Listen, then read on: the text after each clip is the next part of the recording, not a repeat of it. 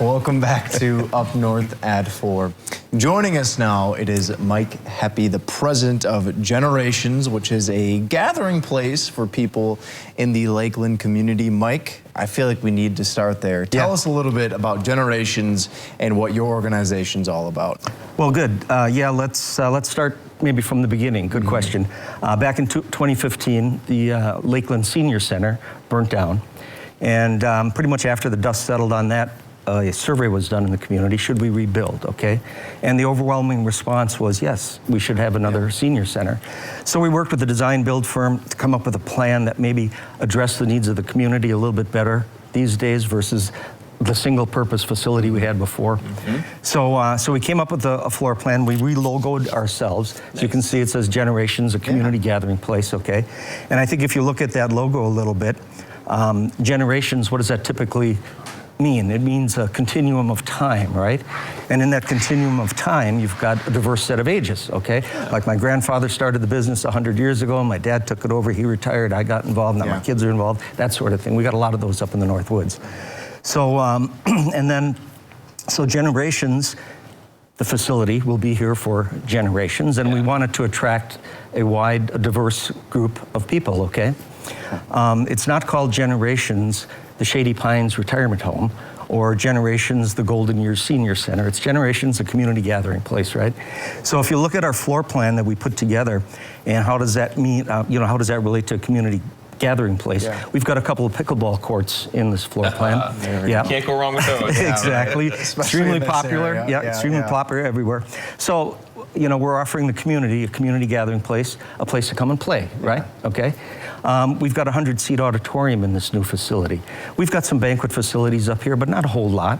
So we figured putting a 100-seat auditorium in here, we can host small weddings, we can host corporate events, we can host anniversary parties, and even guest speakers and stuff. So again, a community gathering place. We're offering the community a place to come and celebrate. I can totally see where your passions are. They're just on your face, and talking about this place is amazing, I think, right? So this gives, all generations a place to come and do things, stay active, right? What else is involved at the location? Well, we're going to have a commercial kitchen, which we had at the other facility. One of the more popular things at the old facility was these potluck dinners that we had. And I don't know if they were weekly or monthly. It was a little bit before my time. But we want to bring those back to the community. And we also want to offer the county a permanent home for the Wheels on Meals program. So again, community gathering place. We're offering the community a place to come and break bread together, basically, okay? I love it. Yeah, and then we've got a lot of other things in the floor plan, from conference rooms to small meeting rooms, even a retail space for local artisans to display it and sell their wares. So our focus is really a community-based facility. And oh, by the way, our seniors are actually going to be working out of here too. We'll have programming facilities for that too. I'm just curious though, because like you said before, it was the Lakeland Senior Center before, but now this is a focus on community. You just can't say it enough. Why is that? Why is that so important for you guys? Well, we think that this community is. We're so fortunate in this area. It's actually kind of unique too. We've got a lot of snowbirds, but we've got a lot of people that come back to the community, and there's a tremendous amount of talent here. I mean, you've got very successful business people that are here. You've got very successful corporate executives. You've got people that are successful in the public sector as well. So this facility, again, community gathering place, with some of the rooms and stuff that we have in there, wouldn't it be great to leverage some of that experience from these people and maybe work with our school districts and some other civic organizations to maybe help at-risk kids and maybe help people that are just starting out, take some of that expertise and help them out. So again, it's community focused. Yeah, it sounds like your arms are wide open. Like you're accepting anybody who has any kind of talent who can bring it to the center. Right? In terms of let's make this for everyone. Well, that's just it. What else does generation mean? It means to create something, right? We generate electricity, revenue, employment. At Generations, we want to generate fun. We want to generate volunteer opportunities.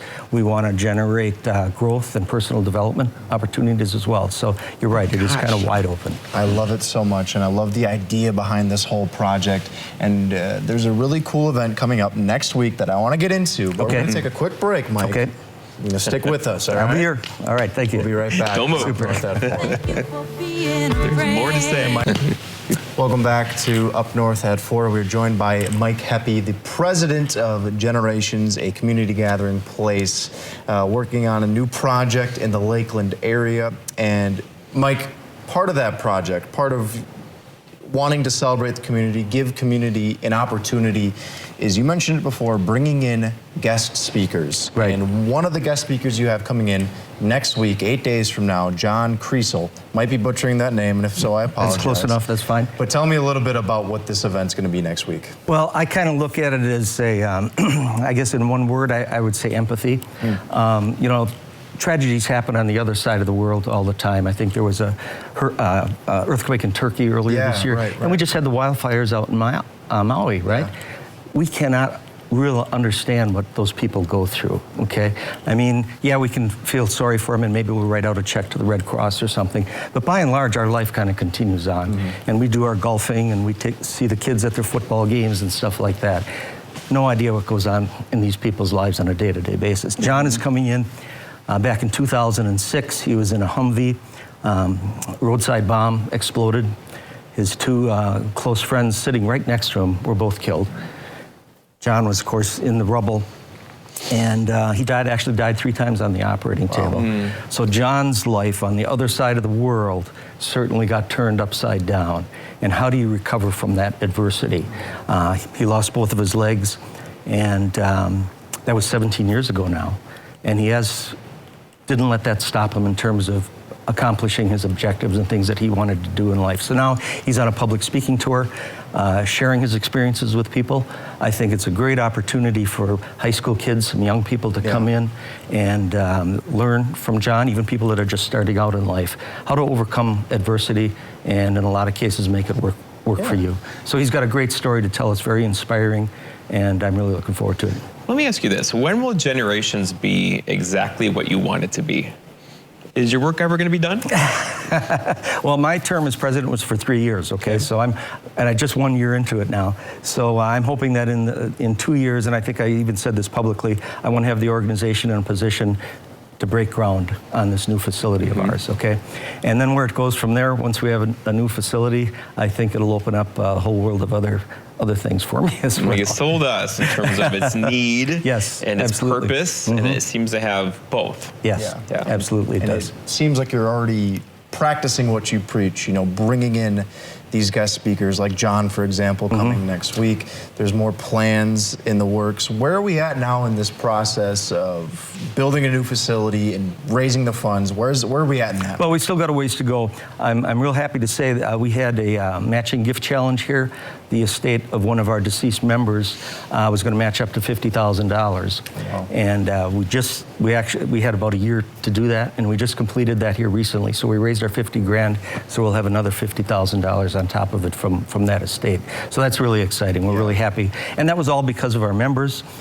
Civic groups in the community, church groups in the community all got behind us, raised money, and helped us get there. So you have fundraisers?